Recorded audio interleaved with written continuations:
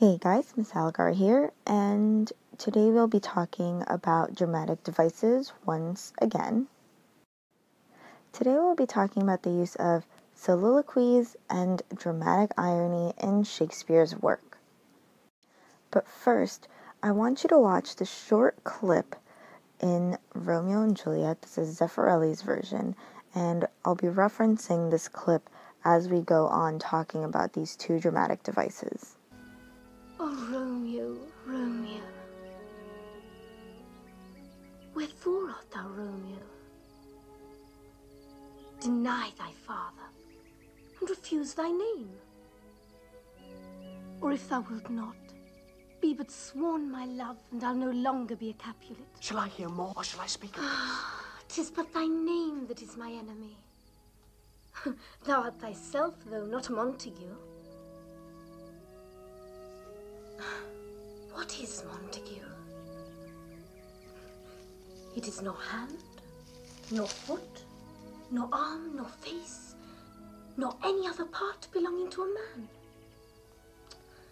Oh, be some other name. What's in a name? That which we call a rose, by any other name would smell as sweet.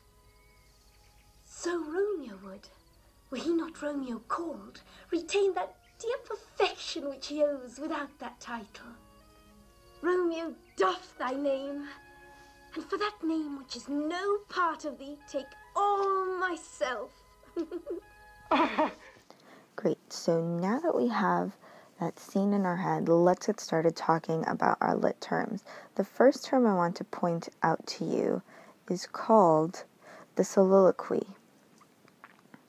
And this is Latin for speaking by oneself. So a soliloquy is very, very, very similar to a monologue, with one main difference. So the soliloquy is still spoken by one character.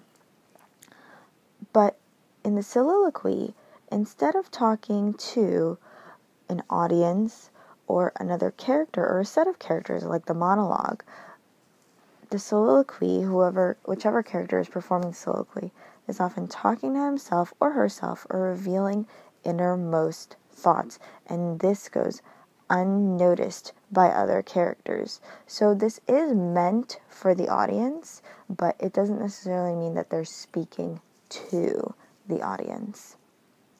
So the scene that I have you watch does indeed include a soliloquy, and this is actually from Act 2, Scene 2 of Romeo and Juliet.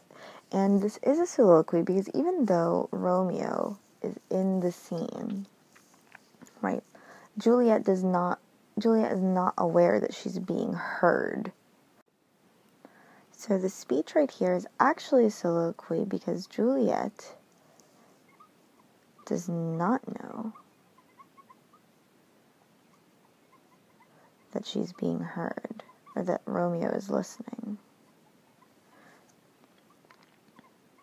So in effect, she is still talking to herself in this portion of the play. Okay, so you see that she's talking about Romeo here. She's talking about how much she loves him, but that his name is the only thing that is her enemy, right? There's no physical part of Romeo that is a Montague. And so she's kind of just talking about, having Romeo give up his name, right? Right, without that title, doff thy name, right? And for that name which is no part of thee, take all myself. She's really talking about how she wishes that this feud did not exist, just so that the two of them could have a future without any sort of implications. This leads us to dramatic irony, which is a type of irony that occurs when the audience is aware of something the characters are not. And there then becomes a different understanding by the audience of what's happening on stage. And typically this is created by speech or situation in which we see characters doing a certain something, or we hear them saying something that is different from what we know, or that creates a discrepancy between what the characters on stage know and what we as the audience know. In the famous balcony scene, we see Juliet talking to herself up in her balcony, right? And she's talking about Romeo, what she wants him to do. What she doesn't know is that Romeo is right under her balcony, listening to every single word she says. This thus creates dramatic irony, because the audience is listening to Juliet profess her love and talk about what she wishes will happen, but we also know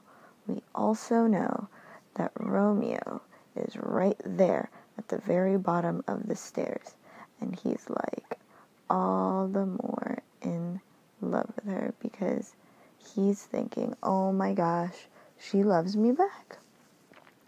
So we can see how dramatic irony is created on stage and in the performance of this because of Romeo's presence underneath Juliet's balcony, while Juliet believes that she's speaking and expressing her thoughts on her own. So let's quickly recap what we've learned today. So we learned that a soliloquy is like a monologue,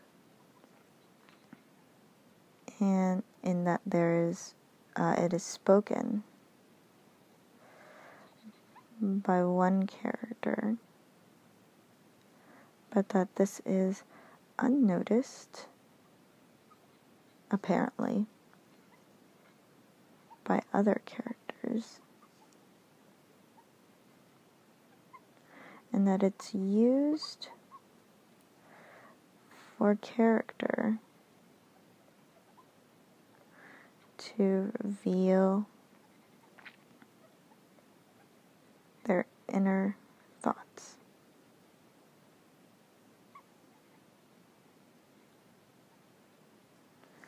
Okay, and dramatic irony is created when the audience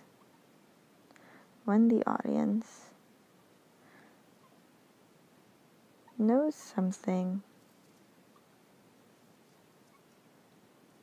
that the characters do not. Right, just like we know that Romeo is standing right under the balcony as Juliet is making her huge spiel about how she loves him and what she'd like to happen. We know that Romeo's there listening the whole time and just wants to talk to her. Okay, so if there are any questions, leave them on the bulletin board or leave a comment on this page. Okay, thank you for watching.